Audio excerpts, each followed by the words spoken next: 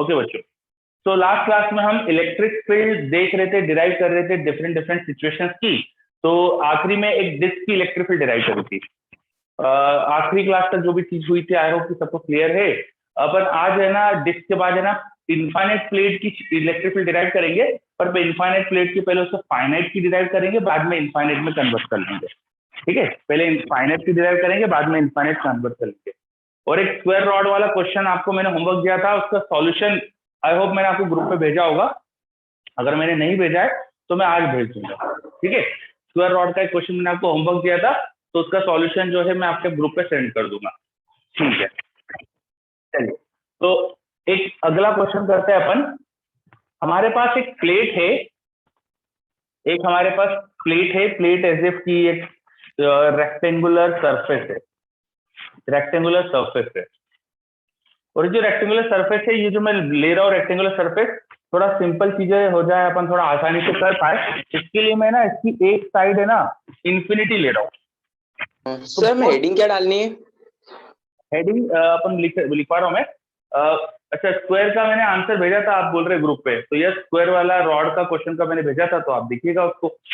चलिए, तो क्वेश्चन क्या है हमारे पास, सिचुएशन क्या है, I have a infinite large rectangular plate, infinite large rectangular plate, उसकी इलेक्ट्रिक फील्ड डिराइव कर रहे हैं।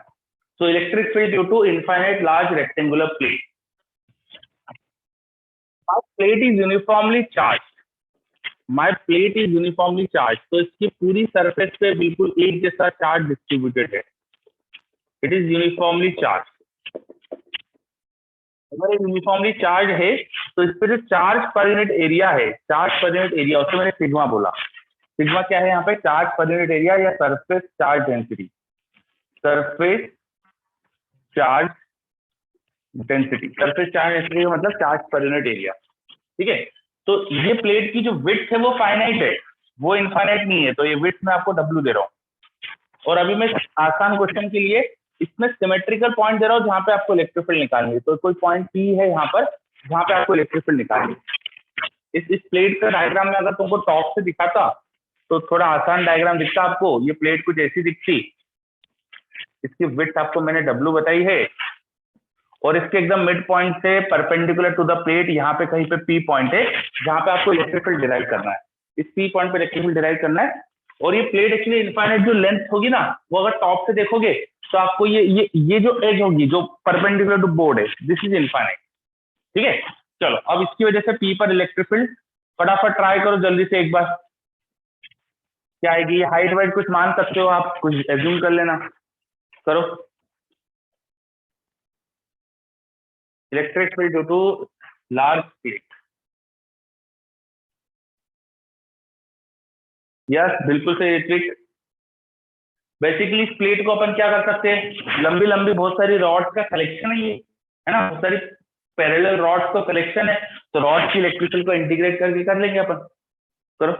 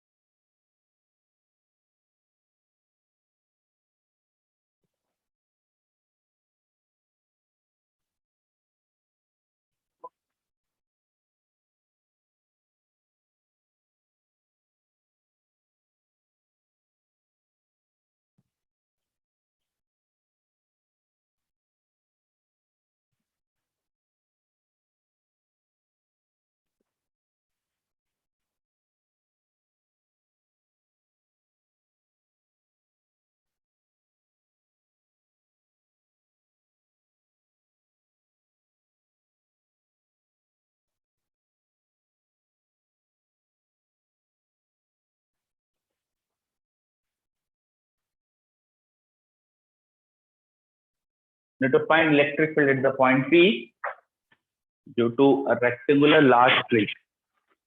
प्लेट की एक लेंथ इंफिनिटी है और दूसरी साइड लेंथ W है।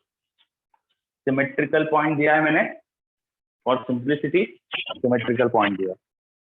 पहले हमेशा सिंपल चीजें सीखना चाहिए, सिंपल चीजें सीख लो तो ऑटोमेटिकली टफ चीजें थोड़ा सा आसान हो जाता है करना। चलो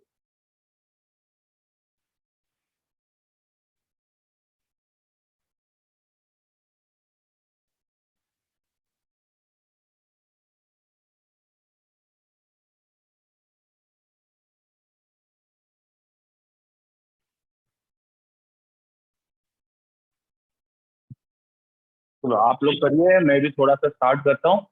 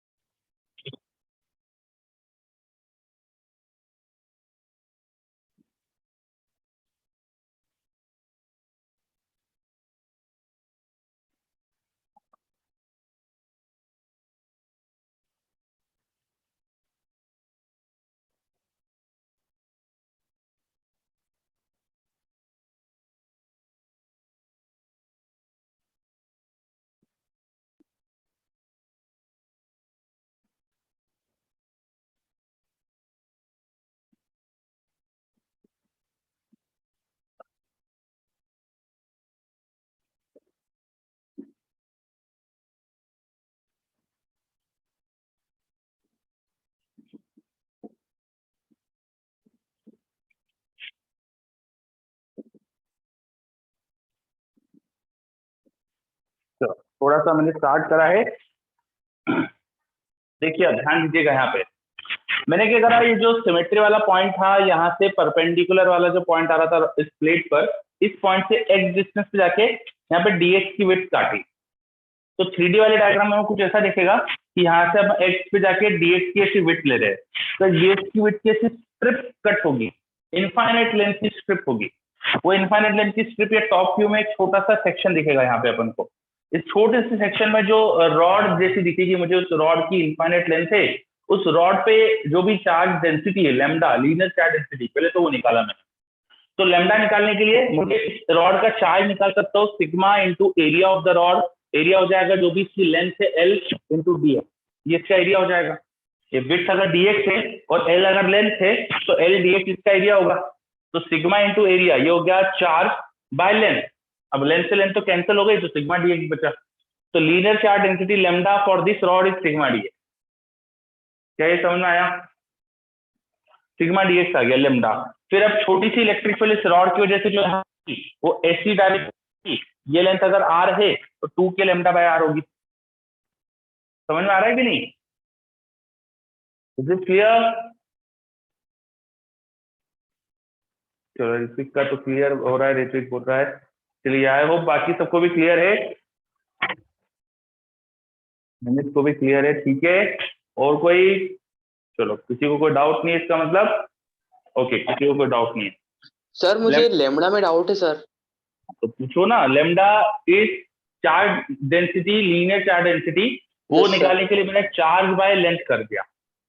अब ये रॉड Yes, अगर sir. लंबाई इसकी एल होगी और थिकनेस अगर डीएक्स थी, तो एरिया एल डीएक्स होगा ना इसका, है ना? Yes, sir.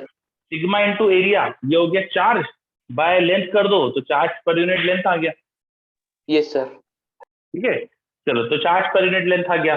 उसके बाद डी की वैल्यू लिखी, तो ये एक इनफाइनाइट लेंथ की रॉड की इलेक्ट्रिक फील्ड होती है 2k लैम्डा पाया, इसमें लैम्डा की वैल्यू डाल दी सिग्मा डी एक्स, और ये आर जो होगा ये वाली लेंथ बाय पाइथागोरस थ्योरम लिख सकते हैं अपन, it is root over H square plus are square, h square plus x square.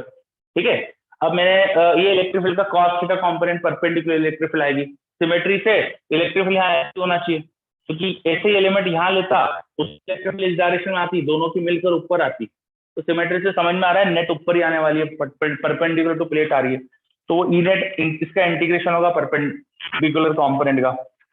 तो ये डी की वैल्यू लिखी, कॉस थीटा लिखा। अब यहाँ पे दो वेरिएबल चल रहे हैं, एक तो ये एक्स भी वेरिएबल है, थीटा भी एंगल वेरिएबल है, दो वेरिएबल नहीं अच्छे लगते हमको, इंटीग्रेशन एक ही वेरिएबल के रिस्पेक्ट में होना चाहिए, तो किसी एक वेरिएबल में कन्वर्ट करो चीजों को। तो थीटा में करना जनरली आसान होता है, इसलिए मैंने थीटा में कन्वर्ट कर दिया।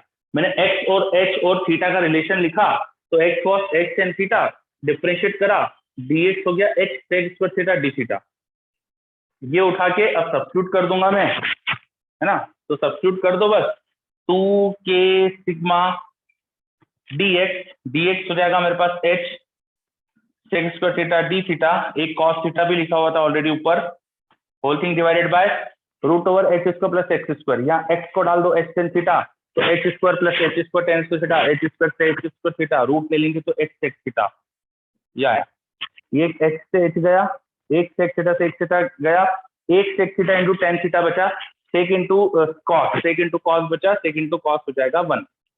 यहाँ तो कट पिट के बच रहा है केवल 2k सिग्मा जो कांस्टेंट है बाहर निकाल लो, अंदर सिर्फ डी थीटा बच रहा है, कितनी आसान चीज हो गई, 2k सिग्मा बाहर आ गया, अंदर सिर्फ डी थीटा बचा, बाकी सब कट पिट गए।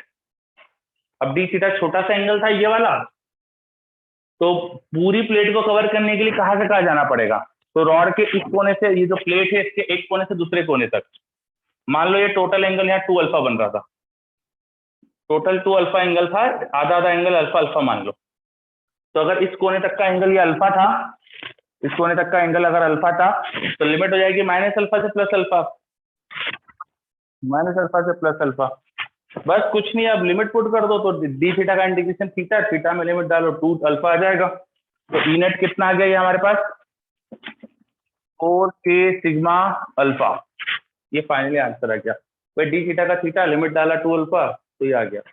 k की वैल्यू डाल दो, क्या होती है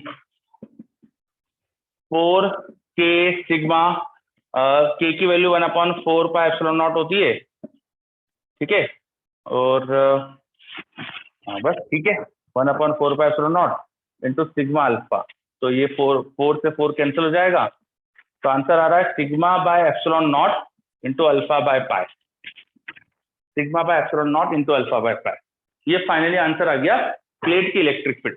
तो प्लेट की इलेक्ट्रिक फील्ड कितना अच्छा आंसर है, देखो एंगल पर ही डिपेंडेंसी है, जैसे डिस्क में अपन ने एंगल से निकाला था आंसर, वैसे यहाँ भी एंगल वाला है, ठीक है, वो लेंथ हाइट ये परपेंडिकुलर डिस्टेंस एंगल से रिलेट हो गई, जितना दूर जाओगे एंगल चेंज होते जाता, तो एंगल से अपन ने डिस्टेंस को रिलेट कर लिया, तो ये आ गई इलेक्ट्रिक फील्ड। अब ये डब्ल्यू भी इनफाइनाइट हो जाता तो बताओ, if W tends to infinity, तो प्लेट दोनों साइड से इन्फिनिटी हो जाती, मतलब हर साइड से वो इनफाइनाइट लार्ज हो जाती, इनफाइनाइट लार्ज स्क्वायर प्लेट बन जाती फिर तो। अब उसकी इलेक्ट्रिक फील्ड क्या होती, जल्दी से बोलो। Sir sigma by epsilon not. अच्छे से देखो, अच्छे से देखो सर इन्फिनिटी। अच्छे सर से इसकी देखो, root 2 times sir sigma upon 2 epsilon naught. Very good. Alpha क्या डाल देंगे आप, पाई बाय 2।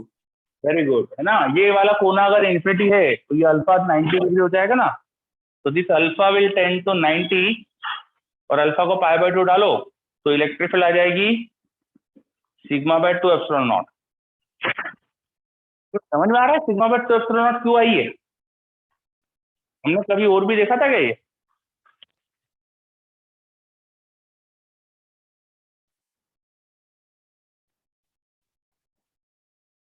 यस ऋत्विक, याद करो डिस्क भी बहुत बड़ी थी, जब डिस्क के सेंटर के बहुत पास में थे तब भी तो यही इलेक्ट्रिक फील्ड थी, वहां मैंने बोला ही तो था कि एक बहुत बड़ी लार्ज प्लेट की इलेक्ट्रिक फील्ड भी तो यही आएगी sigma by 2 epsilon naught. Yes, very near to centre of disc, when disc is very large उसकी इलेक्ट्रिक फील्ड भी यही होती है।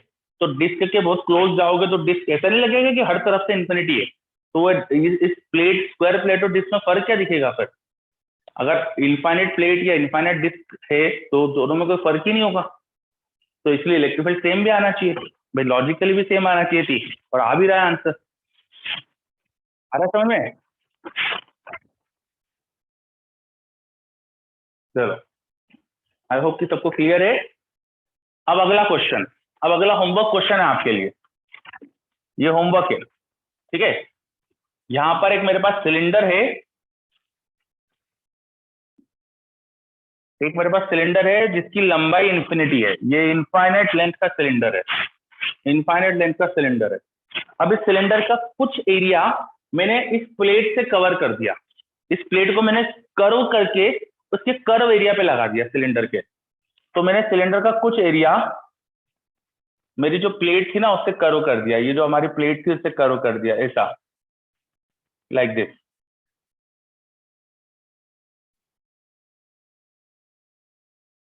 ठीक है। तो ये हमारी एक कर्व्ड प्लेट है अब, जो सिलेंडर को कवर कर रही है,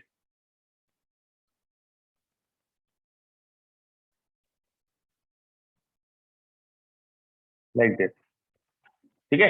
इस कर्व्ड प्लेट पे चार्ज डेंसिटी है कुछ, सिग्मा चार्ज डेंसिटी इस पे, सिग्मा चार्ज डेंसिटी इस पे, ठीक है।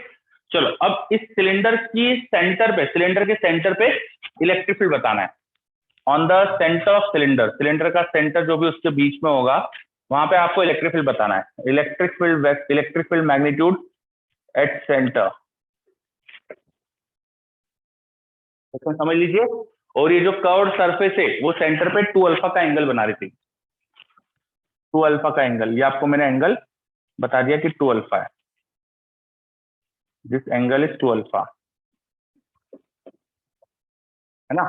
तो इसको टॉप से देखोगे अगर सिलेंडर को, तो सिचुएशन कुछ ऐसी हो जाएगी। अब ये सर्कल दिखेगा टॉप से, और आपको टॉप से देखने पे आर्क जैसा दिखेगा, तो इस आर्क के आपको सेंटर पे इलेक्ट्रिक फील्ड बताना है।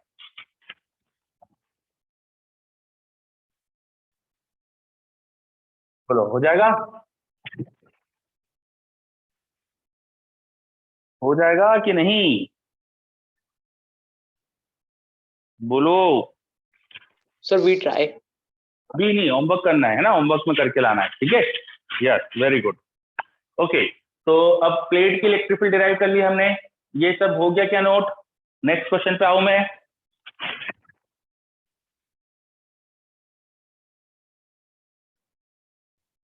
नेक्स्ट क्वेश्चन पे आऊं? बोलो जल्दी से, प्लेट हटा दूं? अच्छा ठीक है।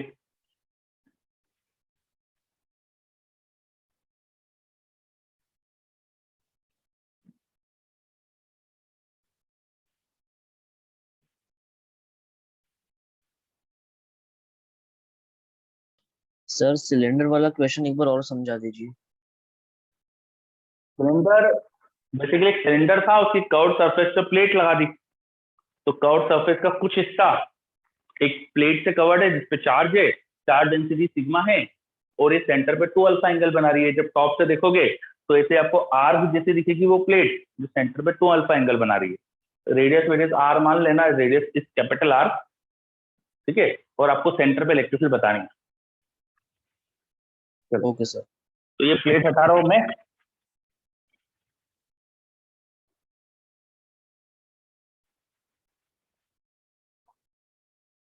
थोड़ा सा इंटीग्रेशन की और प्रैक्टिस हो, इसके लिए एक चीज की इलेक्ट्रिक फील्ड और डिराइव कर रहे हैं अपन, एक सिचुएशन में इलेक्ट्रिक फील्ड और डिराइव कर रहे हैं।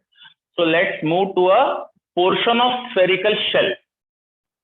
मेरे पास एक स्फीयर था, इस स्फीयर को मैंने यहां से कट कर दिया, स्फीयर को कट कर दिया मैंने, सेंटर से डायमीटर के अलाउंग कट नहीं करा है, किसी और जगह से कट करा है। तो आपको क्या बचा हुआ पोर्शन क्या मिलेगा, समझ में आ रहा है? एक स्फीयर है, उसको कट करा एक प्लेन के अलाउंग, ऐसा प्लेन से कट करा। तो घर में कभी गोल कोई भी चीज हो, जैसे नींबू होता है, सेवफल होता है, जो भी चीज हो, उसको कट करो ऐसे। तो ऐसे कट करो, not from centre, of centre cut करो। तो वो जो नींबू का ऐसे स्लाइस कट होगी, उसके जो कर्व सरफेस है, उस कर्व सरफेस पे हमने यहाँ पे चार्ज दे दिया।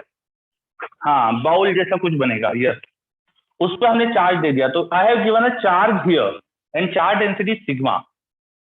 So I will get a curved portion, curved bowl like portion like this. मेरे पास एक कर्व्ड बाउल लाइक पोर्शन बन जाएगा लाइक दिस, ठीक है। इट इज चार्ज, इस पे चार्ज है ना।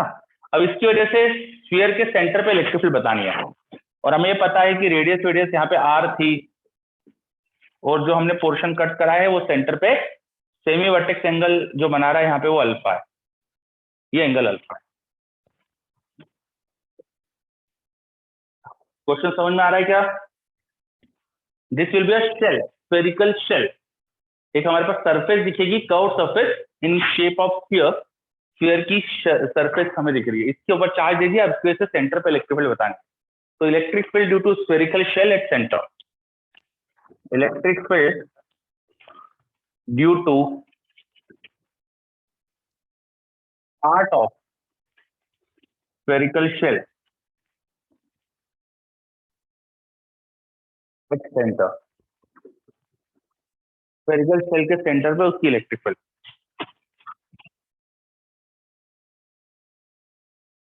यस ईशान, इस सिलेंडर की सरफेस पे चार्ज डेंसिटी सिग्मा है ना, वो लिखा हुआ है देखो सिग्मा वहां पे।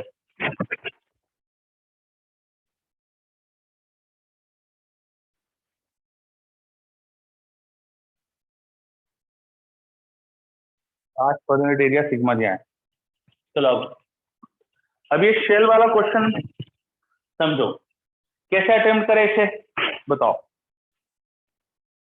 अब अर्णव मेरे से पूछ रहा है ये बोर्ड में आएगा कि नहीं, नहीं ये वाला तो स्ट्रिक्टली बोर्ड में नहीं आएगा, जो ये सिलेंडर का था ये भी बोर्ड में नहीं आएगा। इससे पहले जो प्लेट का मैंने कराया वो बोर्ड में आता है, पर उसका दूसरा तरीका आता है। मैं थोड़ा सा इंटीग्रेशन की प्रैक्टिस के हिसाब से ये क्वेश्चन ज्यादा करा रहा हूँ। कुछ क्वेश्चन स्ट्रिक्टली इंटीग्रेशन से होंगे, जैसे ये इंटीग्रेशन से होगा, ये इंटीग्रेशन से होगा।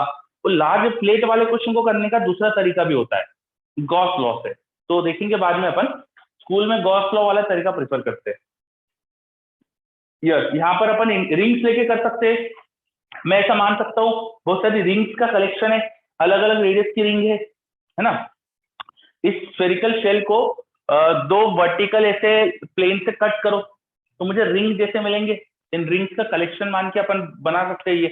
तो रिंग्स मान के उनकी इलेक्ट्रिक फील्ड रिंग की आपको पता है कितनी होती है, वो लिख के करो ट्राई। और यहाँ पे डिस्क नहीं बनेगी because this is shell.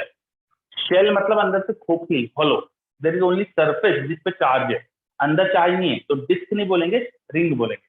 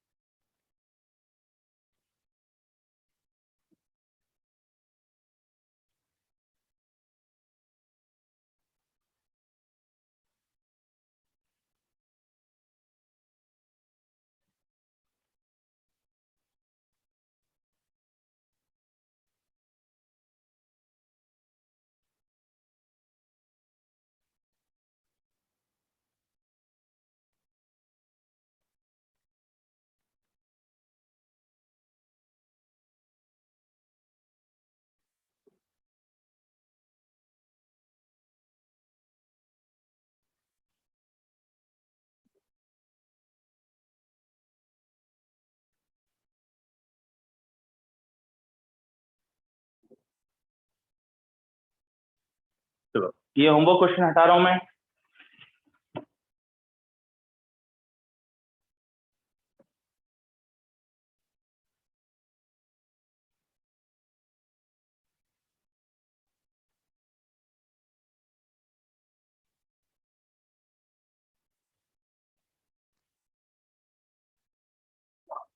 To solve this, अब आप तो करिए, मैं थोड़ा सा कुछ लिख रहा हूँ यहाँ।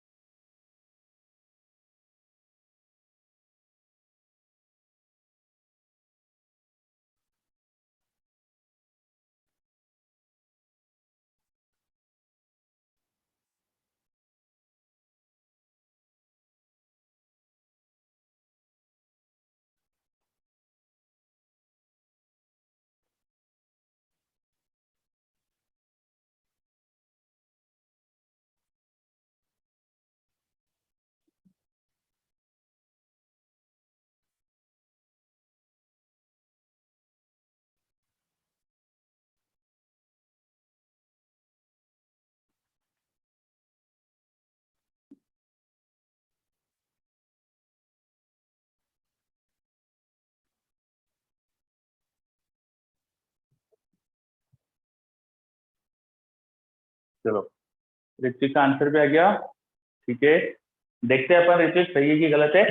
यहाँ ध्यान दीजिए बच्चों, मैंने क्या करा, मैंने ये जो सिमेट्री वाला एक्सिस था, सिमेट्री वाला एक्सिस था, यहाँ पर एक सिमेट्रिकल एक्सिस होगा, है ना। उस सिमेट्री वाले एक्सिस से थीटा एंगल पे गया, डी थीटा का यहाँ पे सेगमेंट काटा और ऐसी रिंग बनाई मैंने।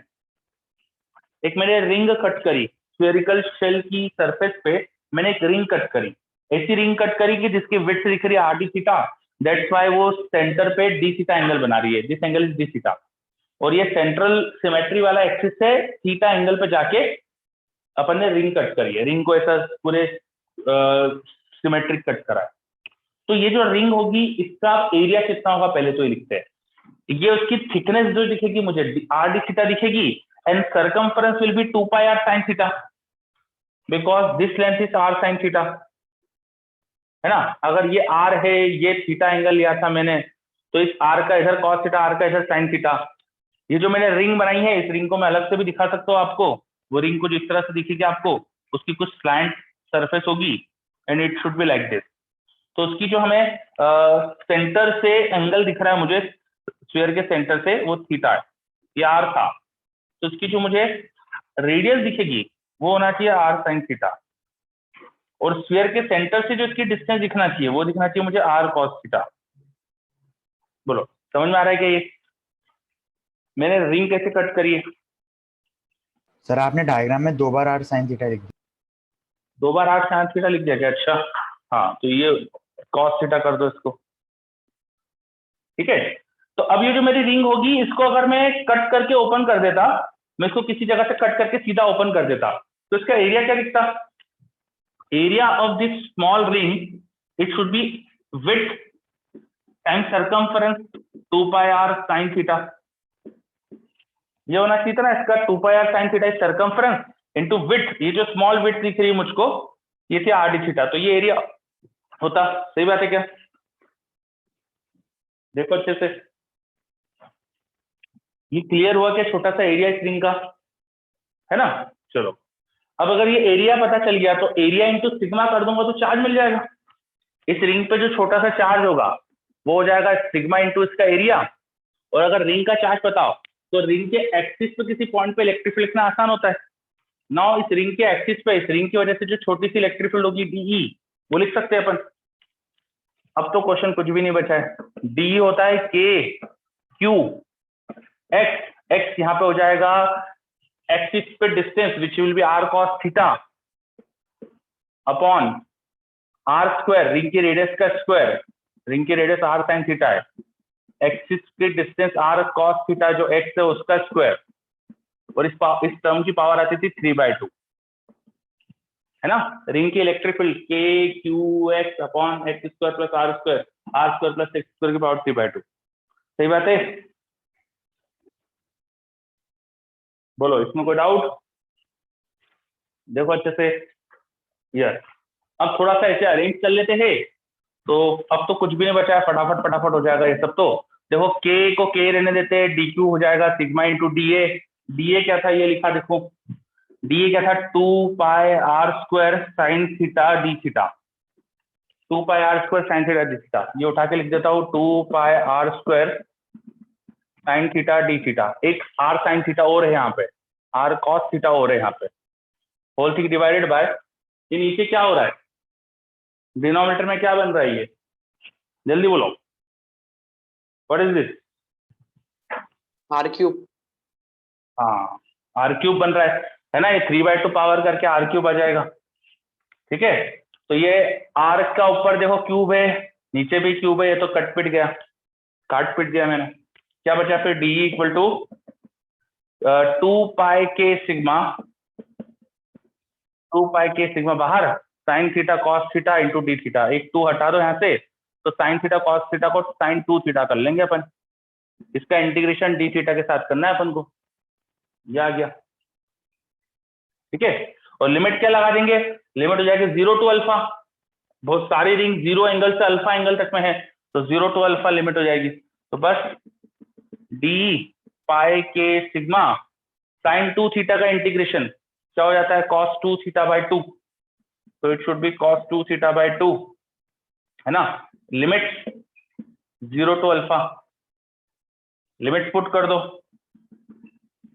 पाई के sigma cos of 2 alpha, sine का इंटीग्रेशन माइनस में आता है ना, तो माइनस साइन लगाना पड़ेगा मुझे, माइनस में बाहर, ये माइनस अंदर ले लेता हूँ, पहले लोअर लिमिट लगा दूंगा, तो 1/2, ये 2 तो बाहर ले लो, cos 0 हो जाएगा 1 माइनस cos 2 अल्फा, ये आ जाएगा लिमिट लगा के, और k की वैल्यू डाल दो 1/4 पाई एप्सिलॉन नॉट, तो ये आ रहा है sigma by 8 pi epsilon naught, pi cancel हो रहा है, sigma by 8 epsilon naught into 1 minus cos 2 alpha, finally answer आ गया हमारे पास, sigma by 8 epsilon naught into 1 minus cos 2 alpha, k लिख दिया मैंने 1/4 पाई एप्सिलॉन नॉट, तो एक पाई कैंसिल, वो 4 और 8 और एक एप्सिलॉन नॉट बचेगा। चलो क्या ये समझ में आ रहा है, Arnav, is this clear? Nishan, very good.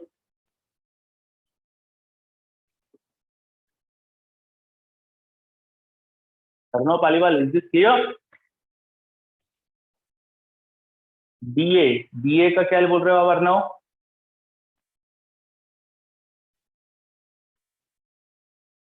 DA देखो क्या है, रिंग को अगर मैं इसको कट करके ओपन करूंगा तो क्या दिखेगा, रिंग को कट करके ओपन करूंगा तो क्या दिखेगा, मुझे क्या दिखेगी, वो रिंग को कट करके ओपन करेंगे तो क्या दिखेगा, ये तो मतलब रट जाना चाहिए, ऐसा अपन कई बार करते हैं। देखो ये ऐसी रिंग है, इसको काट के अगर सीधा खोलेंगे तो इसकी सरकमफ्रेंस के बराबर लेंथ आएगी, और जो ये विड्थ दिखेगी वो आर डी थीटा थी, तो are D theta into circumference, ये टोटल इसका क्रॉस सेक्शन एरिया दिखेगा, area should be length into breadth, तो ये लेंथ और ये ब्रेथ, ठीक है, यस, चलो वेरी गुड, है ना।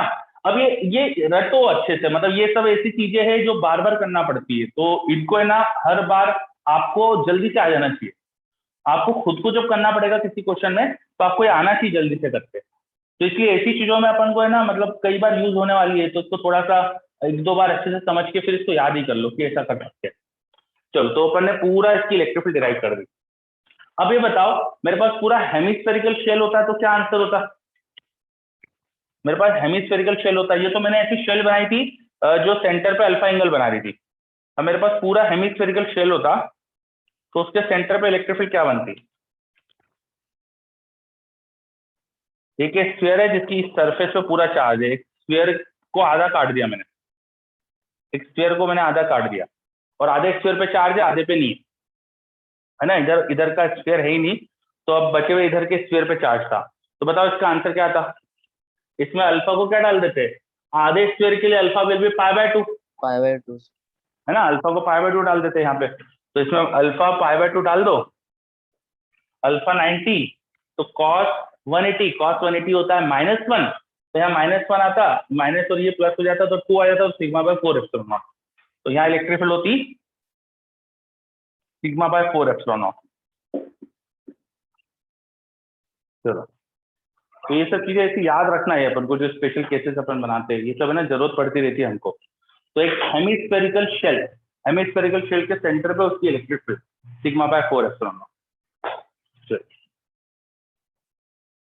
कि सबको क्लियर है ये। अब अगली बार कोई भी ऐसा क्वेश्चन आ जाए स्फेरिकल शेल का तो कर सकते हो। और बताओ पूरा स्फीयर हो जाता तो, पूरा स्फीयर हो जाता तो आंसर क्या होता? पूरे स्फीयर का आंसर क्या होता? 0 होता। वेरी गुड, सभी बच्चे मुझे बता रहे 0। बहुत बढ़िया, बहुत बढ़िया, 0 आता। ठीक है, चलो।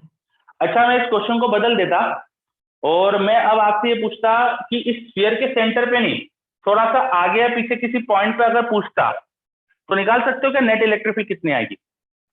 थोड़ा आगे के किसी पॉइंट पे या थोड़ा पीछे के पॉइंट पे, जैसे सेंटर से किसी डिस्टेंस x पे जाके इलेक्ट्रिक फील्ड बताना है, तो हमको चेंज क्या करना पड़ता? ये जो हमारा x है वो r cos theta plus x कर लेते ना, समझे? ये distance r cos theta plus x होती है ना, सेंटर से कुछ डिस्टेंस आगे अगर करना होता तो वो ट्राई करना आप लोग, ठीक है? उसको आप खुद निकाल के कोशिश करना क्या आती है ना, थोड़ा इंटीग्रेशन मेहनत वाला हो जाएगा उसमें काम, तो आप कोशिश करना खुद से करने की। चलो वो मैंने आप पे छोड़ा। ओके, चलो, तो ये हमने स्फीयर की शेल की भी हमने इलेक्ट्रिक फील्ड डिराइव कर दी है ना। आगे बढ़ते हैं अपन, तो हटा रहा हूं ये सब, मैं हटा दूं ऑल दिस नोटेड।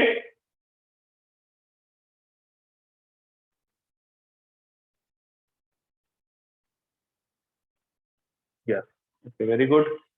वो होमवर्क में जरूर लिख लीजिएगा, सेंटर के अलावा थोड़ा आगे के पॉइंट पे इलेक्ट्रिक फील्ड निकालना हो, सेंटर से x डिस्टेंस पे इलेक्ट्रिक फील्ड निकालना हो, तो यहाँ पे प्लस x कर लेना। वो x अभी r से छोटा है, स्फीयर के अंदर ही है, ऐसा मानना, तो देखना क्या आता है। तो फिर स्फीयर पूरा करके देख लेना, अल्फा को 0 से पाई ले जाना, पूरे स्फीयर की वजह से सेंटर से x डिस्टेंस पे इलेक्ट्रिक फील्ड निकाल के देखना क्या आती। ठीक है, बहुत इंटरेस्टिंग चीज होगी। चलो, तो अभी हटा रहा हूं मैं। तो हमने इलेक्ट्रिक फील्ड काफी सिचुएशन में डिराइव कर ली है, काफी प्रैक्टिस कर ली है। इलेक्ट्रिक फील्ड तो हो गई बहुत, इसके बाद हम इलेक्ट्रिक पोटेंशियल पढ़ेंगे। उससे पहले एक इलेक्ट्रिक फील्ड से रिलेटेड एक इंपॉर्टेंट कॉन्सेप्ट होता है इलेक्ट्रिक फील्ड लाइन। तो लिखिए electric field line, electric field line जिनको हम इलेक्ट्रिक लाइंस ऑफ फोर्स भी बोलते हैं, इलेक्ट्रिक फील्ड लाइन या इलेक्ट्रिक लाइंस ऑफ फोर्स। ठीक है, इलेक्ट्रिक लाइंस ऑफ फोर्स लिखिए। पहला point, this is imaginary concept. ये इमेजिनरी कॉन्सेप्ट है, ऐसा हमें कोई प्रैक्टिकल चीज मिली नहीं है कि ऐसा एग्जिस्ट करती है इलेक्ट्रिक फील्ड लाइन। इसका कुछ प्रैक्टिकल हमें कुछ किसी भी तरीके से हमें कुछ ऐसा एग्जिस्टेंस नहीं मिला है, पर ठीक है, हम इसको इमेजिन करके काफी चीजें आसानी से कर पाते हैं, इसलिए हम इसको समझते हैं, इसलिए हम इसके बारे में बात कर रहे हैं। तो electric field line is a imaginary concept. क्या होता है लिखिए आगे, होती क्या है ये लिखते हैं अपन। सेकेंड पॉइंट, किसी स्पेस में इलेक्ट्रिक फील्ड को हमको इमेजिन करने के लिए हेल्प करती है electric field line. Electric field किस तरह की है वो हम आसानी से इमेजिन कर पाते हैं यूजिंग इलेक्ट्रिक फील्ड लाइन। कैसे हम इमेजिन करते हैं? तो हम क्या करते हैं, एक छोटा सा टेस्ट चार्ज लेते हैं, छोटा सा टेस्ट चार्ज लेते हैं और उसे इलेक्ट्रिक फील्ड के स्पेस में छोड़ते हैं। तो देखिएगा जरा बोर्ड पे, इन्हें बनाते कैसे या इमेजिन कैसे करते हैं। हमारे पास सपोज कोई पॉजिटिव चार्ज है, मुझे कुछ स्पेस में कोई चार्ज चाहिए था तो मैंने यहाँ पे पॉजिटिव चार्ज रख दिया है ना, और इस पॉजिटिव चार्ज के पास में एक छोटा सा टेस्ट चार्ज रखा, ये भी पॉजिटिव है। जो हम टेस्ट चार्ज लेते हैं वो पॉजिटिव होता है, तो हमने एक पॉजिटिव टेस्ट चार्ज लिया और उसको यहाँ पे छोड़ा, इसको यहाँ पे छोड़ा, रिलीज कर दिया। रिलीज करा तो इसके फोर्स की वजह से वो ऐसे जाने की कोशिश करेगा। तो जैसे ही थोड़ा सा डिस्प्लेस हुआ, उसका डिस्प्लेसमेंट हुआ, और डिस्प्लेसमेंट थोड़ा सा करा के फिर पकड़ लो उसको, चलने मत दो ज्यादा। तो जैसे ही थोड़ा सा डिस्प्लेस हुआ फिर रोक लो पार्टिकल को, फिर इसे छोड़ो, मूव करने दो, फिर रोक लो, फिर इसे छोड़ो, मूव करने दो, फिर रोक लो। तो बार बार ये प्रोसेस करते जाओ। Release the particle and stop it in very small displacement.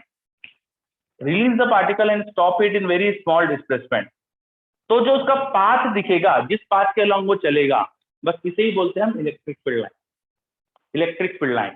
ठीक है, तो इसको मैं लिखवा देता हूं कि क्या करा है अपन ने, लिखे अच्छे से। If we take a small positive test charge, लिखिए, if we take a small positive test charge and release it in region of electric field, and release it in region of electric field. If we take a small positive test charge and release it in region of electric field, it will try to move along,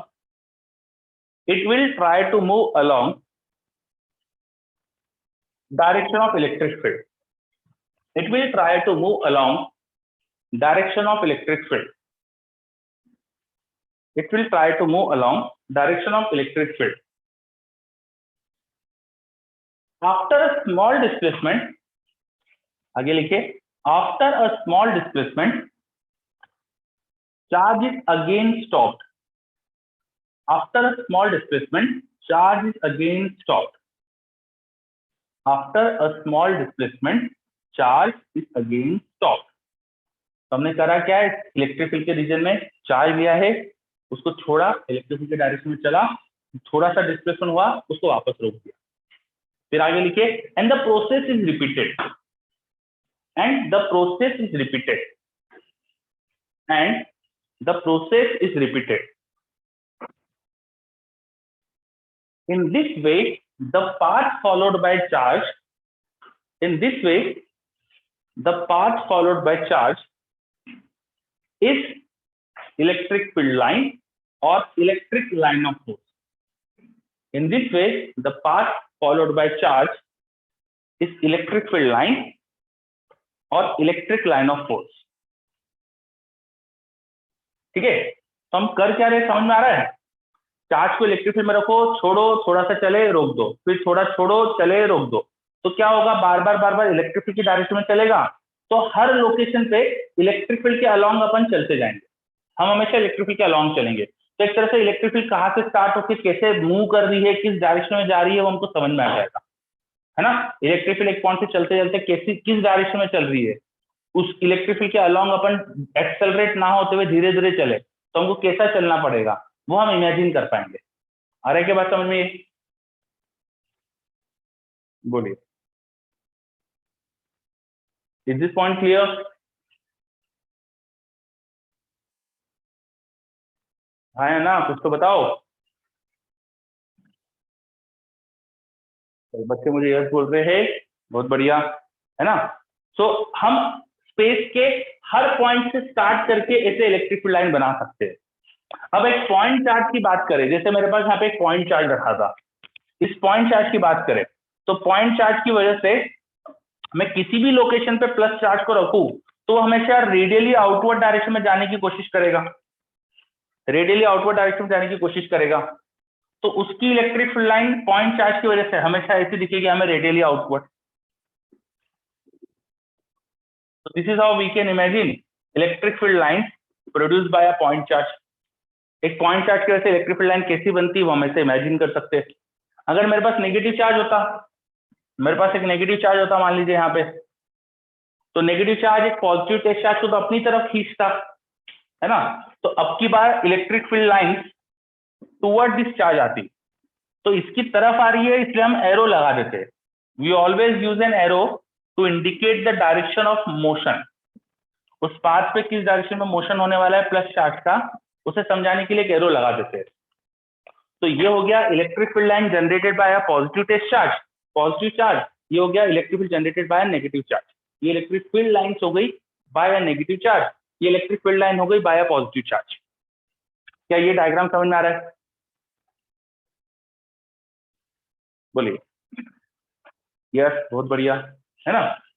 चलो, अब मान लो मेरे पास space में दो positive charge रखे होते हैं आसपास, ये नोट हो गया डायग्राम, ये नोट हो गए, नोट करिए जल्दी से।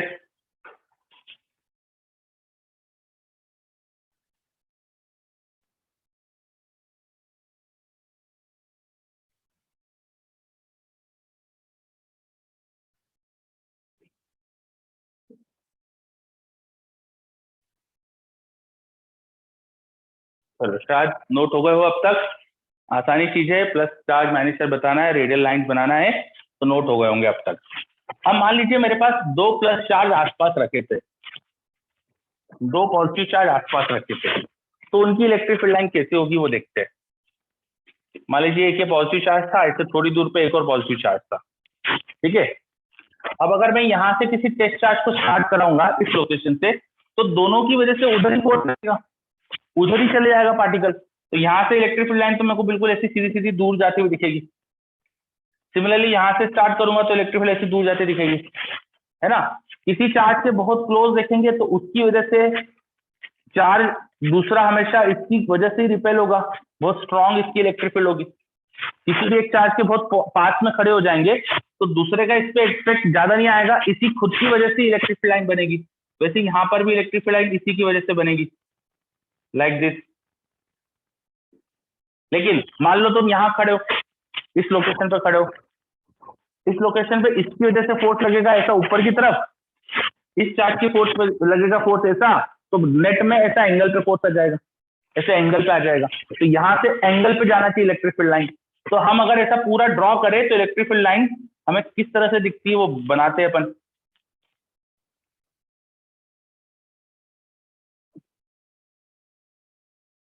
तो इस तरह की हमको इलेक्ट्रिक फील्ड लाइन दिखती है।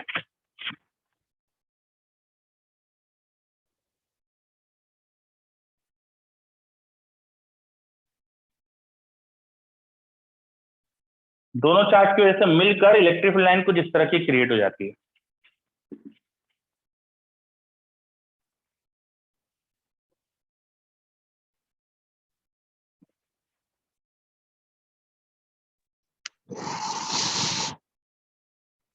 Please keep your mic off. है ना।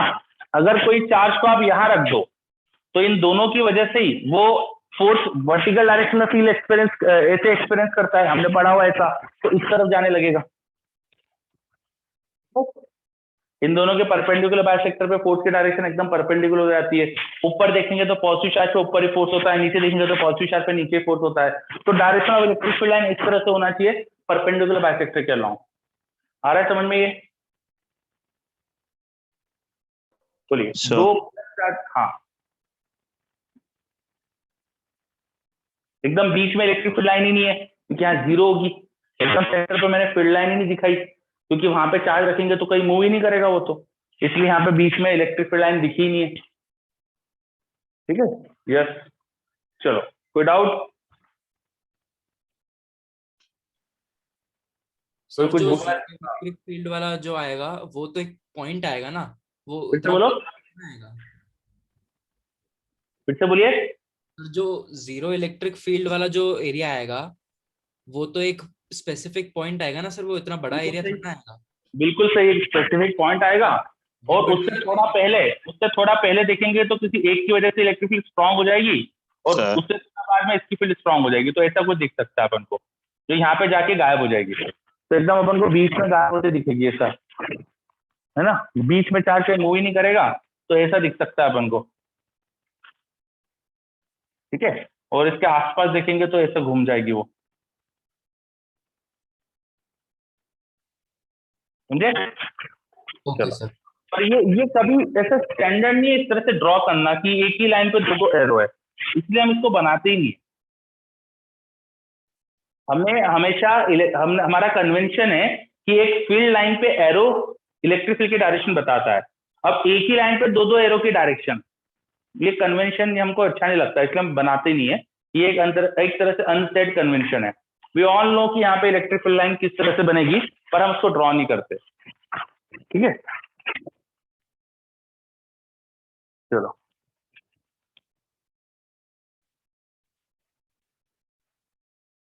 ओके, कोई बात नहीं। ठीक है, तो ये हमने इलेक्ट्रिक फील्ड लाइन ड्रॉ करी due to two plus charges. अब मेरे पास दो चार्जेस प्लस माइनस होते तो एक पॉजिटिव एक नेगेटिव होता तो क्या होती इलेक्ट्रिक फील्ड लाइन? चलो देखते हैं। एक प्लस और एक माइनस होती तो इलेक्ट्रिक फील्ड लाइन कैसे बनती, देखते चलो।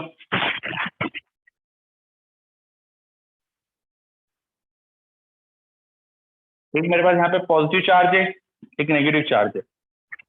तो प्लस चार्ज के आसपास में यहाँ बीच में अगर एक पॉजिटिव टेस्ट चार्ज रखूंगा तो it will try to move toward negative always.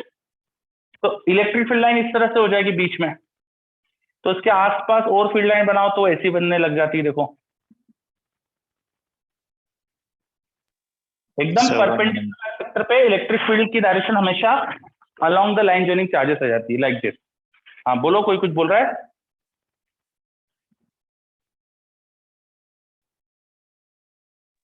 One doubt. हाँ बोलिए।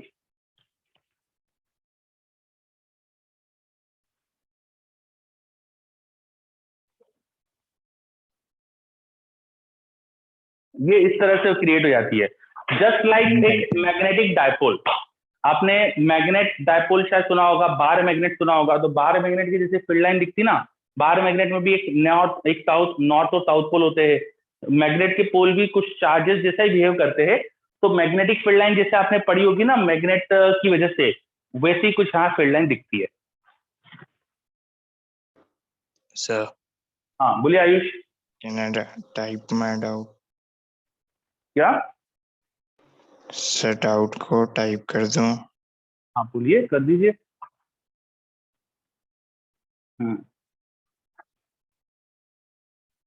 ओके, सो हमने इलेक्ट्रिक फील्ड लाइन इस तरह से ड्रॉ करी। चलिए, this is electric field line due to a plus and minus charge, this is electric field line due to two positive charges. Okay okay, चलिए तो अब हमें इलेक्ट्रिक फील्ड लाइन की काफी प्रॉपर्टी समझ में आ रही है डायग्राम्स को देखकर। तो एक एक करके अपन प्रॉपर्टी लिखना स्टार्ट करते हैं, ठीक है? जब तक इसमें कोई डाउट हो तो आप पूछ सकते हो, अदरवाइज अपन प्रॉपर्टीज लिखना स्टार्ट करते हैं इनकी।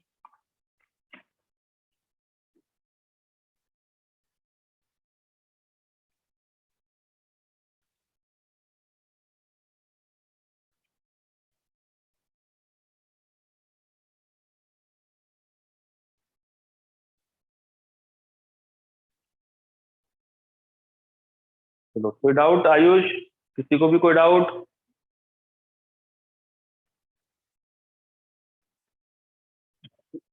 यस, दो नेगेटिव चार्ज में बस एरो अलग हो जाएंगे, बाकी डायग्राम ऐसे दिखेगा।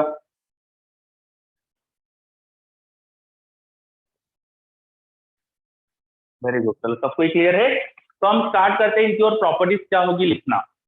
लिखिए लिखिए, इलेक्ट्रिक फील्ड लाइन तीसरा पॉइंट हो जाएगा। अभी हमने सेकंड में बस इलेक्ट्रिक फील्ड लाइन डिफाइन करी है, अब तीसरा पॉइंट इलेक्ट्रिक फील्ड लाइन की प्रॉपर्टी का तीसरा point, electric field line start from positive charge, positive से स्टार्ट होती है, मूव टुवर्ड्स नेगेटिव चार्ज और goes to infinity. Electric field line start from positive charge, move toward. Ayush बार बार आपका माइक ऑन हो रहा है, please keep it of.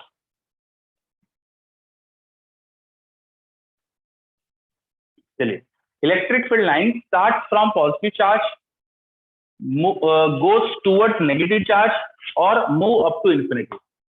Positive charge से स्टार्ट होकर या तो नेगेटिव की तरफ जाती है या इंफिनिटी चले जाती है, like this line is going to infinity and from this positive charges all lines are going to infinity, है ना? नेगेटिव आसपास में होगा तो पॉजिटिव से स्टार्ट करके नेगेटिव जाती है। तो electric field line start from positive charge, moves up to negative charge और goes to infinity. Similarly, electric field line may start from infinity and terminate at negative charge. Similarly, electric field line may start from infinity and terminate at negative charge. Infinity से आगे negative charge पे भी terminate हो सकती है, like this, ये वाली line infinity से आके negative charge पे terminate हो रही थी। Start from infinity and terminate on negative charge, or start from positive charge and terminate on negative charge. Start from positive charge and terminate on negative charge. तो start हमेशा कहाँ से होती है? या तो पॉजिटिव चार्ज से होती है या इंफिनिटी से होती है। एंड कहाँ पे होती है? या तो नेगेटिव चार्ज पे होती है या इंफिनिटी पे होती है, ठीक है? इंफिनिटी से स्टार्ट भी हो सकती है, एंड भी हो सकती है। और चार्जेस में प्लस से हमेशा स्टार्ट होगी, नेगेटिव पे हमेशा एंड होगी। नेगेटिव पे जितनी फील्ड लाइन दिखाएंगे सबका एरो उस चार्ज की तरफ होगा, और पॉजिटिव से जितनी फील्ड लाइन दिखाएंगे सबका एरो बाहर की तरफ होगा। ठीक है, next point, the direction of tangent to field line, the direction of tangent to field line, the direction of tangent to field line gives the direction of electric field at that point. The direction of tangent to field line, the direction of tangent to field line gives the direction of electric field at that point.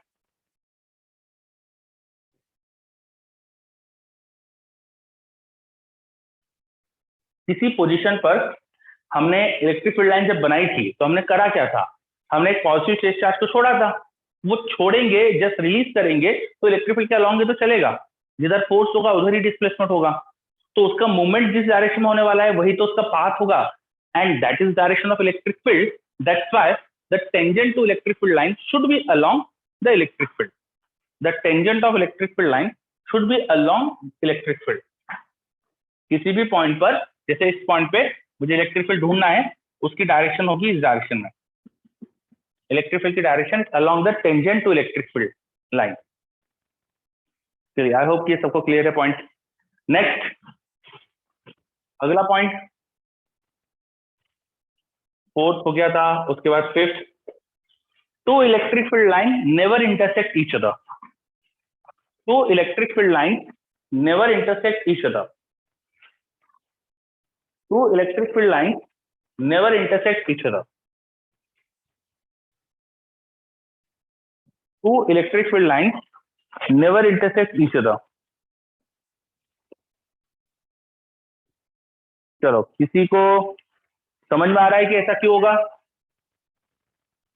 किसी को समझ में आ रहा है ऐसा क्यों होगा? हाँ बोलो, क्यों? सर क्योंकि एक पॉइंट पे दो टेंजेंट्स नहीं बन सकते। बिल्कुल सही। If there is any point जहां पर दो फील्ड लाइन कट कर रही है तो वहां पे एक ही पॉइंट पे दो इलेक्ट्रिक फील्ड की डायरेक्शन हो जाएगी, तो एक इलेक्ट्रिक फील्ड लाइन बोलेगी इलेक्ट्रिक फील्ड इधर है, दूसरी इलेक्ट्रिक फील्ड लाइन बोलेगी इलेक्ट्रिक फील्ड इधर है, ऐसा तो संभव है ही नहीं, इसलिए पॉसिबल ही नहीं होता। दो फील्ड लाइन कभी भी एक दूसरे को कट नहीं करती है, दे मे टच बट नॉट कट, और टच भी नहीं करती है वैसे सही बोले तो, क्योंकि एक ही जगह से दो पाथ थोड़ी पॉसिबल होंगे, तो टच भी नहीं करेगी। ठीक है, यस बिल्कुल सही। अगला point, next point, the density of electric field line, the density of electric field line gives you strength of electric field, the density of electric field line gives you strength of electric field. Electric field is directly proportional to density of electric field line.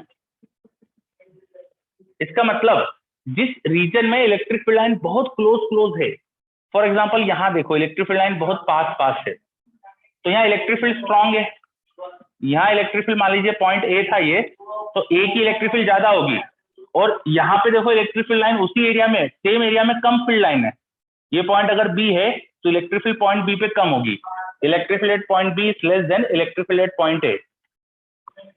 Reason being number of electric field line per unit area, उसी को हम कई बार electric field बोल देते हैं, है ना।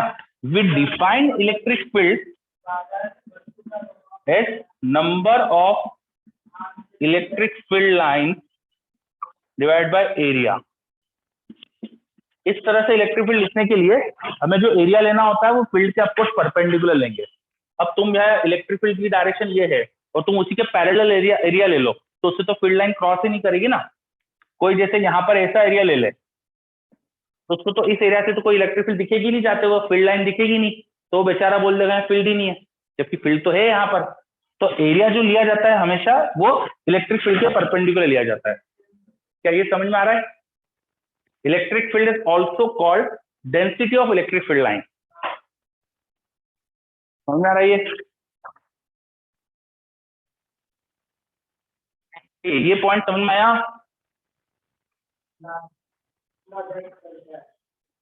Yes, चलो बच्चे मुझे बोल रहे यस, बहुत बढ़िया, वेरी गुड, है ना। तो जहां इलेक्ट्रिक फील्ड स्ट्रांग वहाँ नंबर ऑफ फील्ड लाइन ज्यादा, जहाँ इलेक्ट्रिक फील्ड कम वहाँ नंबर ऑफ फील्ड लाइन कम। ठीक है, सेम एरिया से। अगला point, next point, number of electric field lines from a charge is proportional to magnitude of charge. Number of field line originating or terminating at a charge is proportional to magnitude of charge. Number of electric field lines originating or terminating at a charge is proportional to magnitude of charge. ठीक है, number of electric field lines is proportional to magnitude of charge. किसी charge से कितनी field line start होगी या कितनी terminate होगी वो उसके मैग्नीट्यूड के प्रोपोर्शनल। अगर मेरे पास दो इक्वल चार्जेस है तो मुझे उनसे इक्वल फील्ड लाइन निकलते हुए दिखाना चाहिए। अगर मेरे पास अनइक्वल चार्ज है तो अनइक्वल फील्ड लाइन निकलते हुए दिखाना चाहिए। ये बात समझ में आ रही है? अगर हम एक जैसे चार्जेस है तो एक जैसी फील्ड लाइन निकलते हुए दिखाएंगे। ये समझ में आ रहा है? इसमें किसी को कोई भी डाउट, जनरली इसमें डाउट होते हैं बच्चों को, कोई भी डाउट यहां तक?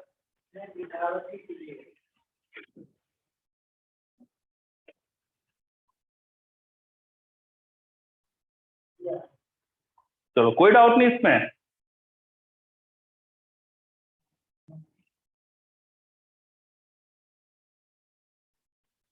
चलो, बहुत बढ़िया है ना। चलो, अब मेरे को एक डाउट है, आपको नहीं है तो चलो मैं पूछ लेता हूँ।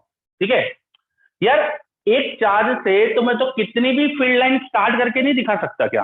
किसी एक पॉइंट से मैं इनफाइनाइट लाइन स्टार्ट नहीं कर सकता क्या?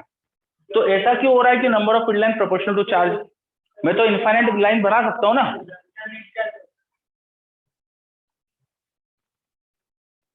बोलिए, मैं तो एक पॉइंट से इनफाइनाइट लाइन ड्रॉ कर सकता हूं ना। So why this restriction that number of field line should be proportional to charge? बोलो, व्हाई दिस रिस्ट्रिक्शन? सर हाँ सर जैसे स्पेस में अगर दो चार्जेस हैं, एक हाँ चार्ज बड़ा है और एक चार्ज छोटा है, हाँ तो अगर आपने बड़े वाले को मतलब छोटे वाले को इनकेस आपने इनफाइनाइट बता दिया तो फिर हाँ। आप बड़े वाले को कैसे डिफरेंशिएट करोगे कि वो ज्यादा बड़ा चार्ज है on basis of field lines? इसलिए ऐसा प्रोपोर्शनल रखना पड़ता है। ठीक है, और कोई तरीका? ये मुझे अच्छा लगा वैसे। ठीक है, इसमें मुझे कोई गलती नहीं लग रही, पर मैं और कुछ भी सुनना चाह रहा हूँ। ठीक है, और कुछ? दैट डेंसिटी और closeness is proportional to magnitude. Yes, ज्यादा लाइन होगी, मोर डेंसिटी तो मोर इलेक्ट्रिक फील्ड। यस, ठीक है। एक्चुअल रीजन यहाँ है, we are actually defining number of electric field lines here. मैं electric field into area, electric field into area, ये करके मैंने इलेक्ट्रिक फील्ड लाइन का नंबर डिफाइन कर दिया है। यहां हो गई असली प्रॉब्लम। हमने इलेक्ट्रिक फील्ड लाइन को इनफाइनाइट नहीं होने दिया, हमने उनका नंबर का सेंस, उनके नंबर में कुछ मीनिंग डिफाइन कर दिया है।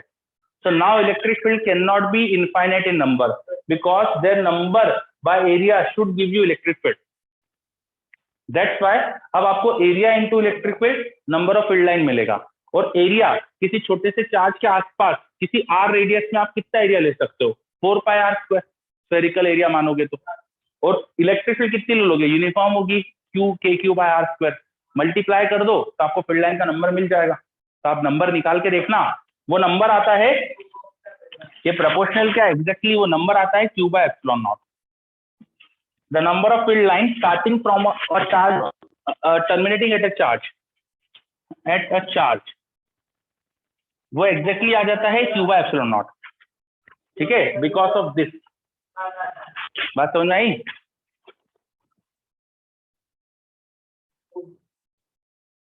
बोलिए सभी बच्चे, देखिए अच्छे से। यस, यही गॉस लॉ है, और यही गॉस लॉ है। गॉस लॉ कुछ नहीं है, यही चीज गॉस लॉ है। इसी को आगे मैं गॉस लॉ बोलूंगा, देखना। ठीक है, चलो आगे बढ़ते हैं अपन। तो हमने total number of electric field line के बारे में कुछ पॉइंट पढ़े, जल्दी से अगला पॉइंट देखते हैं।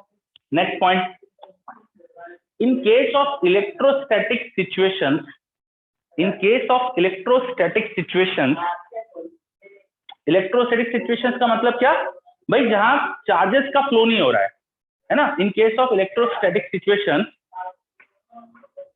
no field line should be inside a conductor. No field line should exist inside a conductor. In case of electrostatic situation, no field line should exist inside a conductor. किसी conductor के अंदर आपको field line नहीं दिखाना चाहिए, किसी conductor के अंदर आपको फील्ड लाइन नहीं दिखाना चाहिए। कोई मेरे पास मान लीजिए मेटल कंडक्टर है, ये आपने इलेक्ट्रिक फील्ड बाहर बना दी, बाहर इलेक्ट्रिक फील्ड है, किसी वजह से बाहर इलेक्ट्रिक फील्ड है, तो अंदर इलेक्ट्रिक फील्ड लाइन नहीं दिखाओगे, ठीक है? क्यों? कोई मुझे कारण बता सकता है? अर्नव मुझे बोल रहा है फैराडे केज लॉ, मुझे नहीं पता फैराडे केज लॉ क्या होता है, उसका इससे हो सकता है रिलेशन हो, पर उससे ज्यादा आसानी से कोई बता सकता है मुझे, कोई और आसानी से बता सकता है। चार्जेस मूव कर जाएंगे जैसे पॉजिटिव और Yes. नेगेटिव। बस ये बिल्कुल सही बोल दिया आपने। हाँ, इसको एक्सप्लेन करो आगे। फिर वो अपोज हो जाएगी इलेक्ट्रिक फील्ड का, तो जीरो हो जाएगा फिर वो हाँ चार्ज। बिल्कुल सही बोल रहे हो। अगर अंदर इलेक्ट्रिक फील्ड होती तो अंदर चार्ज मूव करते, because this is a conductor, conductor में चार्ज मूव कर सकते। So if there was some electric field inside conductor, the charges inside conductor which are able to flow will flow. Conductor की definition ये जिसमें charge flow कर सकते हैं, तो जब तक वो फ्लो करते तब तक, जब तक इलेक्ट्रिक फील्ड जीरो नहीं कर देते। भाई अंदर इलेक्ट्रॉन होते कंडक्टर में नॉर्मली, तो इलेक्ट्रॉन पे इलेक्ट्रिक फील्ड के अपोजिट फोर्स लगता है, तो इलेक्ट्रॉन इकट्ठा हो जाएंगे यहाँ पर आके, और इलेक्ट्रॉन के उधर जाने से यहाँ पॉजिटिव चार्ज दिखने लगेगा, और ये पॉजिटिव और नेगेटिव चार्ज की वजह से अब एक इलेक्ट्रिक फील्ड और बनेगी फ्रॉम पॉजिटिव टू नेगेटिव। तो अंदर एक इलेक्ट्रिक फील्ड और क्रिएट हो गई है ना। अब कंडक्टर के अंदर तुम्हें दो इलेक्ट्रिक फील्ड दिख रही है, एक तो एक्सटर्नल और दूसरी इंटरनल, और जब तक इंटरनल एक्सटर्नल के बराबर नहीं हो जाती तब तक इन इलेक्ट्रॉन पे नेट फोर्स था, तो वो फ्लो करेंगे, और फ्लो खत्म हो चुका है। हम अगर इलेक्ट्रोस्टैटिक की सिचुएशन देख रहे हैं जहाँ चार्ज का फ्लो नहीं हो रहा है, तो ये दोनों फील्ड बराबर हो जाती है, E external equal to E internal, जिसको अपन इंड्यूस्ड इलेक्ट्रिक फील्ड भी बोलते हैं, इंड्यूस्ड। तो नेट फिर अंदर जीरो हो जाती है फील्ड, और जीरो हो गई तो इलेक्ट्रिक फील्ड लाइन ही नहीं दिखाएंगे अपन, है ना। तब अपन इलेक्ट्रिक फील्ड लाइन नहीं दिखाएंगे। तब अगर मुझे इस कंडक्टर को इलेक्ट्रोस्टैटिक सिचुएशन में दिखाना है आपको, तो अंदर फील्ड लाइन नहीं दिखाऊंगा, मैं केवल बाहर दिखाऊंगा, ठीक है। कुछ इस तरह से फील्ड लाइन होगी।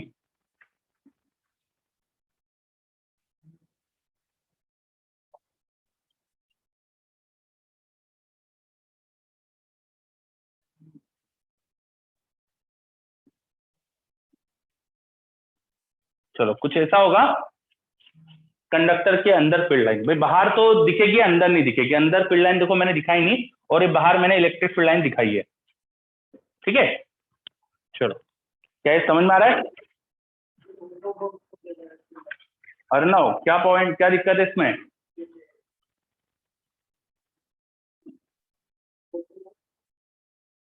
क्या दिक्कत है ये बताओ आपको। कंडक्टर है, अगर अंदर इलेक्ट्रिक फील्ड होगी तो charges will flow to make electric field zero inside a conductor. Hence in case of electrostatics, जब कंडक्टर में चार्ज फ्लो नहीं हो रहा है, in case of electrostatics charges flow नहीं होंगे, and inside electric field zero होना चाहिए, क्योंकि इलेक्ट्रिक फील्ड थी तो चार्ज फ्लो होते। तो अगर हम जब भी इलेक्ट्रोस्टैटिक में कंडक्टर देखेंगे तो अंदर इलेक्ट्रिक फील्ड नहीं है, तो इलेक्ट्रिक फील्ड लाइन भी नहीं होगी, ठीक है। चलो आगे बढ़ते फिर अपन अगला point. Field lines are always perpendicular to surface of conductor. Field lines are always perpendicular to surface of conductor. Field lines are always perpendicular to surface of conductor. हमेशा कंडक्टर की सरफेस के परपेंडिकुलर ड्रॉ करेंगे अपन field line. Field lines are always perpendicular to surface of conductor. मैंने यहाँ भी इस चीज को ध्यान रखा था। देखो मैंने जो फील्ड लाइन दिखाई है, जब मैं कंडक्टर के पास में गया तो मैंने कंडक्टर के पास में उन्हें रेडियल बनाने की कोशिश करी थी, है ना। मैंने देखो रेडियल बनाया था इस डायग्राम में। रीजन बीइंग क्योंकि कंडक्टर की सरफेस से फील्ड लाइन हमेशा परपेंडिकुलर होती है। अगर अलोंग होगी, अगर सरफेस के अलोंग होगी, कंडक्टर की सरफेस के अलोंग अगर कुछ भी इलेक्ट्रिक फील्ड होती तो चार्ज फ्लो करते along surface of conductor. If there is some electric field along the surface of conductor, charge will flow along the surface of conductor. ऐसा होता नहीं है क्योंकि हम इलेक्ट्रोस्टैटिक्स की बात कर रहे हैं, तो फील्ड हमेशा परपेंडिकुलर ही हो सकती है, बात समझ में आ रही है? Electric field near the surface of conductor is always perpendicular to surface of conductor. Electric field near the surface of conductor is always perpendicular to surface of conductor. Electric field near the surface of conductor is always perpendicular to surface of conductor. बोलिए, is this point clear? बताइए. चलो मेरे पास बच्चों का reply आ रहा है. Yes, बहुत ही बढ़िया, शानदार. आगे बढ़ते फिर. चलो अब इसी के जैसे ही अपन अब आगे बढ़े. किसी कंडक्टर के अंदर कोई चार्ज डाल सकता हूँ क्या मैं? एकदम बीच में कोई चार्ज रख सकता हूँ क्या? अगर बीच में चार्ज होगा तो वहां फील्ड लाइन भी बनाऊंगा ना उसकी, फिर तो मैं, है ना. इसका मतलब कंडक्टर के बीच में चार्ज नहीं दे सकते. जो भी चार्ज दोगे कंडक्टर को वो उसके आउटर सरफेस पे आ जाएगा, क्योंकि अंदर इलेक्ट्रिक फील्ड नहीं हो सकती, तो अंदर कोई चार्ज भी फ्री नहीं रह पाएगा. ठीक है, लिखो ये point. whenever charge is given to a conductor, whenever a charge is given to a conductor, whenever a charge is given to a conductor, it resides on the outer surface of conductor. Whenever a charge is given to a conductor, it resides on the outer surface of conductor.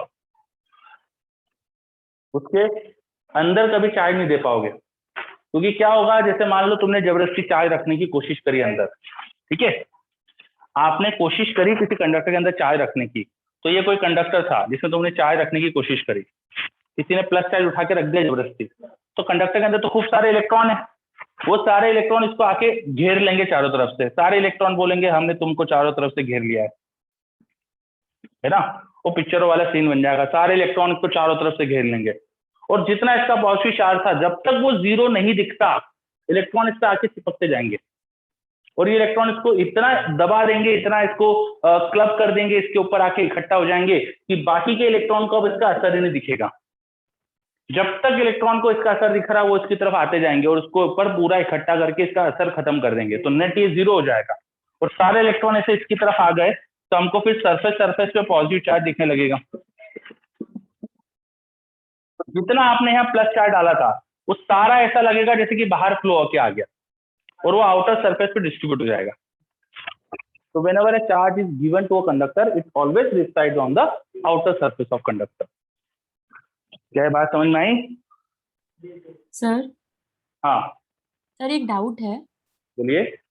Sir आपने इसमें बोला कि इसमें electron आके इसको चारों तरफ से घेरते जाएंगे जब तक इसका इफेक्ट जीरो नहीं हो जाता, मतलब बिल्कुल सही. हाँ तो बाकी इलेक्ट्रॉन्स को इसका इफेक्ट फील नहीं होगा, आपने ऐसा बोला हाँ अभी. तो हाँ मतलब हाँ. कुछ इलेक्ट्रॉन्स अभी और बचे हैं जिन्होंने इसको शील्ड नहीं किया है. हाँ, तो कंडक्टर में तो इनफाइनाइट इलेक्ट्रॉन, मतलब एक तरह से तो इनफाइनाइट इलेक्ट्रॉन से होता है ना किसी भी मटेरियल के अंदर. जैसे नॉर्मल में किसी कॉपर के ब्लॉक की बात करूं, तो with in 1 centimetre cube 10⁻29 electrons होते हैं. With in 1 centimetre cube 10⁻29 electron. It is a huge number. तो सर फिर पॉजिटिव चार्ज फिर भी हमको क्लियरली हम आइडेंटिफाई कर पाएंगे कि हाँ सरफेस पे पॉजिटिव चार्ज बन रहा है. मतलब जो भी आपने चार्ज दिया उतने इलेक्ट्रॉन इधर आ गए उसको नलीफाई करने के लिए, तो आपको सरफेस पे उतने इलेक्ट्रॉन के डिक्रीमेंट दिखेगा, तो सारा सरफेस पे आपको वैसा पॉजिटिव चार्ज दिखेगा. Okay sir. हाँ चलो गुड. अगला पॉइंट. ठीक है, अब अपन डाइलेक्ट्रिक की बात करते हैं. किसी डाइलेक्ट्रिक के अंदर इलेक्ट्रिक फील्ड बाहर से कम होती है, फ्री स्पेस के कंपेयर में अंदर कम हो जाती है इलेक्ट्रिक फील्ड, है ना. तो अपन फील्ड लाइन भी कम दिखाते हैं. तो लिखो, with in a dielectric material the number of electric field lines is reduced. Within a dielectric material, the number of electric field lines is reduced. Suppose मेरे पास यहाँ पर एक डाइलेक्ट्रिक की स्लैब थी, this was dielectric. तो अगर बाहर field line कुछ ज्यादा दिखाऊंगा मैं, तो अंदर कम दिखाऊंगा. बाहर जितनी फील्ड लाइन दिखाऊंगा अंदर उससे कम दिखाऊंगा. इस तरह से कुछ मैं करूंगा. इसलिए होता है फील्ड कम क्यों हो जाती है, क्योंकि डाइलेक्ट्रिक में भी पोलराइजेशन होता है. उसके अंदर जो एटम्स होते हैं ना, वो डायपोल जैसे बन जाते हैं. उसके एटम्स में डायपोल बन गए. अब पूरी तरह से जीरो तो नहीं कर पाते वो इलेक्ट्रिक फील्ड को, पर कम जरूर कर देते हैं. ये डाइलेक्ट्रिक के अंदर डायपोल्स बन गए. इस फिनोमेना को बोलते हैं अपन पोलराइजेशन. तो थोड़ा थोड़ा इधर के सरफेस पे नेगेटिव, थोड़ा थोड़ा उधर के सरफेस पे पॉजिटिव, तो थोड़ा थोड़ा उल्टी इलेक्ट्रिक पे भी बनती है। जैसे कंडक्टर में तो पूरी जितनी एक्सटर्नल है उतनी अंदर उल्टी बन जाती है, यहाँ पे थोड़ी रिवर्स इलेक्ट्रिक फील्ड बनती है, ये डाइलेक्ट्रिक। ठीक है, तो दैट्स व्हाई अंदर इलेक्ट्रिक फील्ड रिड्यूस हो जाती है। अगर बाहर इलेक्ट्रिक फील्ड ई है तो हम अंदर बोलते हैं ई बाय के हो जाती है। तो ई बाय के क्यों हुई थी? क्योंकि अंदर इलेक्ट्रिक फील्ड डाइलेक्ट्रिक ने भी बना दी, जो अपोजिट डायरेक्शन में बनाई थी। तो डाइलेक्ट्रिक ने कितनी फील्ड बनाई थी वो आप निकाल सकते हो, देखो वो हो जाएगा E इंटू 1 माइनस 1/k। अगर आपको डाइलेक्ट्रिक कांस्टेंट पता है तो आप अंदर डाइलेक्ट्रिक ने कितनी इलेक्ट्रिक फील्ड जनरेट करी है वो बता सकते हो। आ रहा समझ में ये? डाइलेक्ट्रिक होने का मतलब क्या है? डाइलेक्ट्रिक होने का मतलब ऐसे मटेरियल से विच आर नॉन कंडक्टर, जिसमें फ्री इलेक्ट्रॉन तो खूब सारे होते नहीं है, उनमें चार्जेस फ्लो नहीं करेंगे अगर एक्सटर्नल इलेक्ट्रिक फील्ड में रखेंगे, पर एटम पोलर जरूर होते हैं, तो एटम में ऐसा डायपोल मोमेंट बन जाएगा। तो इंसुलेटर भी होता है डाइलेक्ट्रिक, और इंसुलेटर ऐसे जिसमें ये डायपोल जनरेट हो जाए। कुछ ऐसे भी इंसुलेटर होते हैं जिसमें जनरेट नहीं होता, तो नॉन डाइलेक्ट्रिक हो जाएंगे, पर ऐसे नहीं मिले हमको, तो सारे ही डाइलेक्ट्रिक। जिनमें थोड़ा सा भी डायपोल मोमेंट जनरेट हो रहा है तो उनको डाइलेक्ट्रिक बोल देंगे अपन, और थोड़ा तो सब में ही होता है। ठीक है,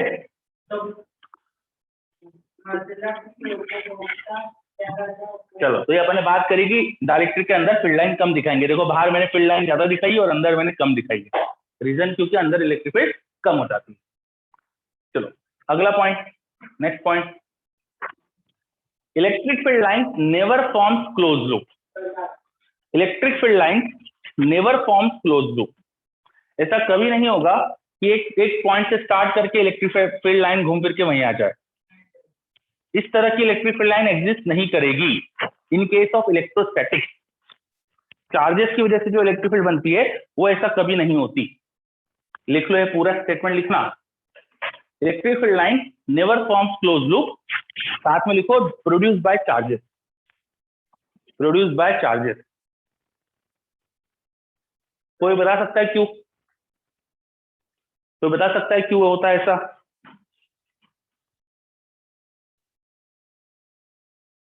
बोलिए, आप में से कोई बता सकता है? सर हाँ बोलिए।